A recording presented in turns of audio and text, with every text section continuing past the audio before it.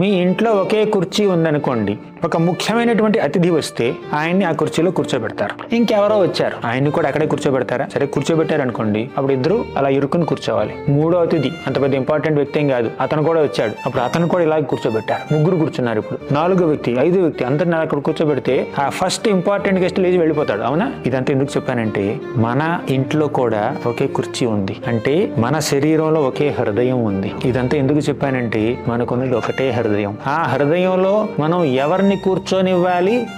భగవంతుణ్ణి కూర్చొనివ్వాలి. ఆయనతో పాటుగా కామాన్ని, క్రోధాన్ని, లోభాన్ని, మోహాన్ని, మదాన్ని, మాత్సర్యాన్ని, ఈర్ష్య, ద్వేష, అసూయం ఇటువంటి వ్యక్తులందరికీ మనం ఆ హృదయంలో చోటిస్తే భగవంతుడికి అక్కడ ఉండబుద్ధి అవదండి. అందుకే అక్కడ భగవంతుడిని కూర్చొనిచ్చి ఈర్ష్యని, ద్వేషాన్ని, అసూయని తరిమి కొడదాం. అక్కర్లేదు మా ఇంట్లో మీకు చోటు లేదు అని వాడిని పొమ్మని చెప్పండి. మీరు భగవంతుడి కూర్చొనివ్వండి.